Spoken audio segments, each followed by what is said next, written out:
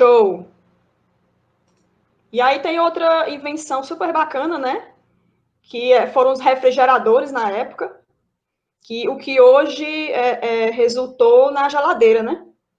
Que foi lá em 1875. Encontrei aqui essa foto, né? E está em alemão também. Então, era mais uma inovação aí alemã, né? Acho que a maioria aqui que a gente conseguiu. Muitas foram desenvolvidas por alemães, se não na Alemanha, mas nos Estados Unidos, né, por exemplo.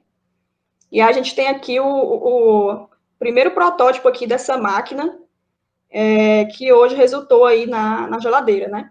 E aí, Rodrigo, tem a importância aí da refrigeração também em período de guerra, né?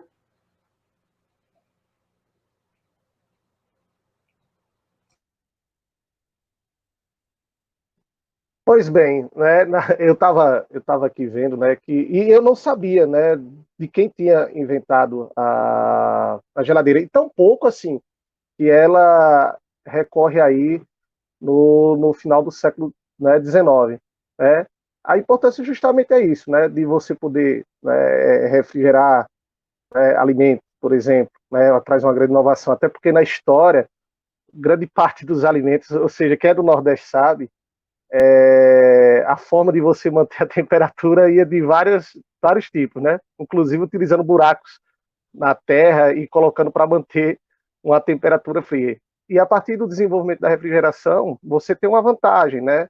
Inclusive, né, de alimentos industrializados que vão poder ser resguardados, né? Conservação de carne, que era somente aqui no Brasil a gente sabe muito, principalmente no Nordeste, a carne extremamente salgada, né? E exposta muitas vezes ao sol, né? Aquilo que a gente conhece como jabá ou charque, era uma forma de conservar.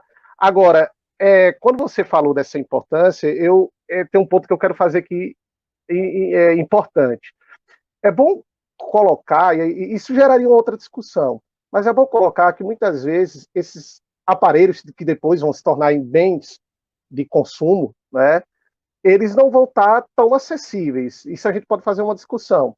Por exemplo, os próprios aparelhos de refrigeradores, o rádio também, que é dessa época, né, como meio de comunicação, o próprio telefone, eram assim, não eram inicialmente produzidos em larga escala, e depois que foram nos países centrais, nas economias centrais, transformados em bens de consumo, não estavam acessíveis a todos, e principalmente nos países periféricos. Por exemplo, esses aparelhos como o próprio refrigerador, depois a televisão, entre outros bens de consumo, né, duráveis, o automóvel, eles eram extremamente muito caros. No Brasil, desde a década de 50 até a década de 80, né, até pouco recentemente. A própria eletricidade, para vocês terem uma ideia, eu fiz uma pequena pesquisa aqui em Arapiraca sobre a origem da eletricidade. E até a década de 70, a eletricidade de Arapiraca ela atingia apenas o centro, né? Ela atingia apenas o centro a partir de um motor de combustão. Então, poucas pessoas tinham acesso à eletricidade, né? Inclusive utilizavam candeeiro, né? Iluminação a gás. Então, eu acho que isso é um ponto também. Mas a invenção do refrigerador foi extremamente importante para a conservação de alimentos, né? E aí importante também na Primeira e na Segunda Guerra Mundial. Eu gostaria Sabe o que é curioso, Rodrigo? Professor. Eu gostaria só de salientar que o processo de refrigeração, geralmente ele é feito por um gás, né? Quando ele tem um gás circulante dentro do refrigerador, e quando esse gás é vaporizado, ele precisa de calor para se transformar em gás. E, na verdade, ele é líquido. Quando esse líquido é vaporizado, que ele é injetado, ele precisa de calor para se transformar em gás. Aí ele rouba calor do ambiente frio. Aí depois ele é comprimido, esse gás é comprimido, e aí ele exaure calor para virar líquido. Aí então, de um lado, ele é pulverizado para se transformar em vapor, em gás, e aí ele rouba calor do ambiente, e do outro lado ele é comprimido, exaurindo o calor adquirido, fazendo com que, através de um chamado compressor de gás, né, fazendo esse ciclo, possibilitando que um lado fique frio e o outro lado fique quente. É só para salientar que o frio, para que haja frio, igual a questão de Lavoisier, nada se perde, tudo se transforma. para que um lado seja frio, o outro lado tem que ser quente. Então, todo esse calor de um ambiente refrigerado, ele é jogado fora do ambiente na mesma proporção. Só isso.